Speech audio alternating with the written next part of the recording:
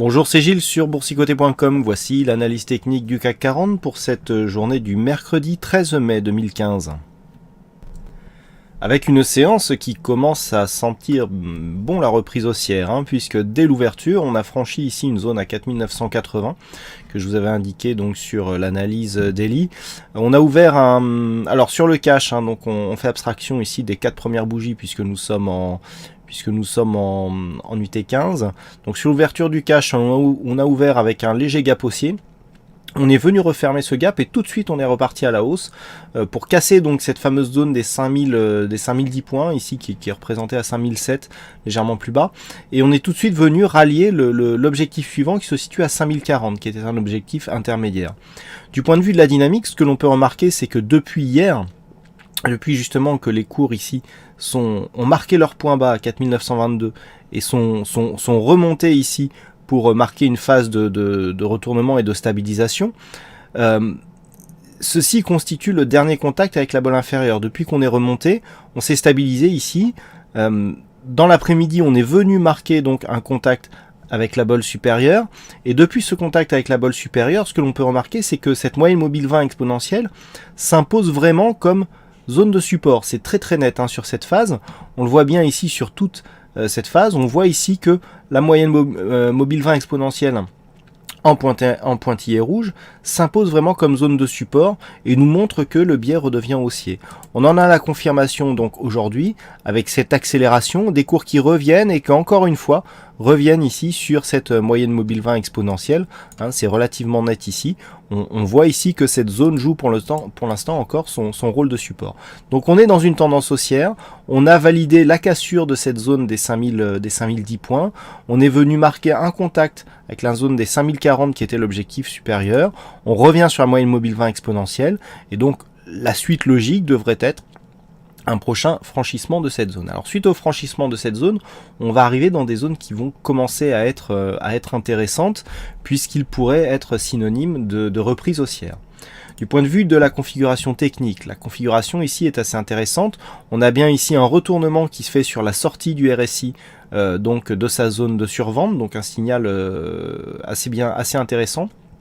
Et on le voit jusqu'au moment où nous avons alors ici un premier faux signal puisque le RSI ressort mais ne donne lieu qu'à une toute petite consolidation qui ne sert juste qu'à venir combler le gap. Ensuite on repart et là sur le deuxième signal, on a le signal de fin de dynamique avec des cours qui reviennent sur la moyenne mobile 20 exponentielle. Le retour ici valide la possible fin de la phase de consolidation. Nous allons voir que si elle va plus loin, nous allons voir où est-ce qu'elle peut s'arrêter. Du point de vue du stochastique, on est ici sur une continuité de la consolidation et vous voyez que le MACD ici est en train de se retourner. On a bien eu ici la dynamique de sortie, on a bien eu la sortie de dynamique ici qui est symbolisée par les histogrammes rouges. Mais on est en train de se retourner, donc il faudra voir en fonction de la clôture de la bougie si cet histogramme reste vert ou pas. Donc on est vraiment ici sur, pour l'instant, un mouvement où il y aurait dynamique haussière, consolidation mais alors qui est vraiment très légère, retour sur moyenne mobile 20 exponentielle et tout de suite on retrouve la dynamique. Il est encore trop tôt pour dire si on va valider une rupture de la zone haussière, donc on a une zone ici qui se situe entre 5040 et 5045 points. Dans le cas d'une rupture haussière de cette zone des 5045 points, on aura un gros signal de poursuite du mouvement haussier. Si tel n'était pas le cas et si on venait à consolider légèrement plus, une chose qui est intéressante de constater, c'est que sur cette phase, les retracements de Fibonacci, ici, nous donnent un niveau à 5016,8, 23,6%, qui n'a pas été atteint. Vous voyez que pour l'instant, on s'est approché de cette zone, mais on ne l'a pas encore atteint. Donc, en fait, depuis que nous sommes ici sur cette phase, on est sur une phase de neutralisation très court terme. Mais, sur une rupture ici de cette zone, 5016, on ne viendrait pas valider une fin de dynamique, mais plutôt une phase de consolidation, puisque les cours pourraient revenir ici jusqu'à 4998 points, qui est le retracement à 38,2%, sans pour autant remettre en cause l'intégralité de la tendance. On serait simplement sur une phase de consolidation légèrement plus marquée, mais qui pourrait continuer à monter. Les niveaux d'invalidation vraiment et de fragilisation se situe sous cette zone ici des 4983. Pour une fois, ce sont ces retracements qui sont un peu plus importants puisque ça serait vraiment sur un retour de cette zone qui était résistance hier, et avec enfoncement de celle-ci, qu'il y aurait plusieurs signaux qui se mettraient en place. Premier signal d'un point de vue court terme, le fait que l'on ait un retracement ici qui vienne 50-61-8. Si on casse le 61-8 avec cette zone intermédiaire ici à 4969, on invalide totalement le mouvement avec un risque de retour ici sur 4922 pour un retracement total.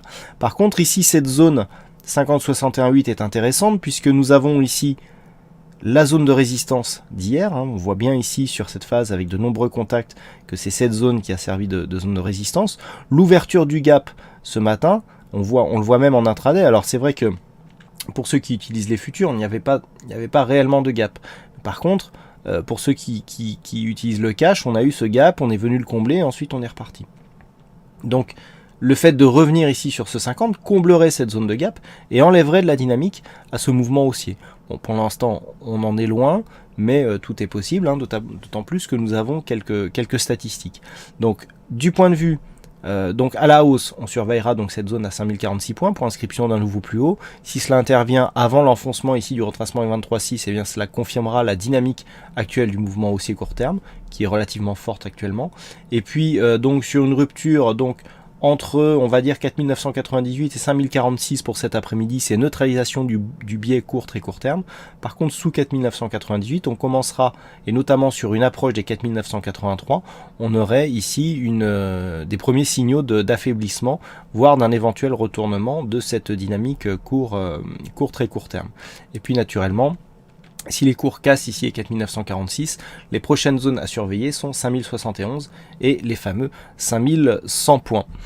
Alors donc comme je vous l'indiquais cet après-midi, nous avons quelques statistiques. Donc nous avons eu déjà des demandes d'hypothèques. À 14h30, il y aura des chiffres de vente au détail qui sont assez importants. Donc à 14h30 donc côté US, avec aussi des indices des prix à l'importation qui seront dévoilés à la même heure. À 16h, nous aurons les stocks des entreprises qui peuvent aussi donner et compléter les indications que nous aurons sur les chiffres de vente au détail. Voilà donc pour cette analyse technique. Je vous souhaite donc à toutes et à tous une bonne séance, bonne chance dans vos trades. Peut-être à tout à l'heure pour le webinaire qui sera diffusé sur YouTrading, où nous parlerons justement de tendance et de loi de Dow. Donc voilà, à ce soir pour d'autres analyses ou tout à l'heure pour le webinaire. Bonne séance à tous.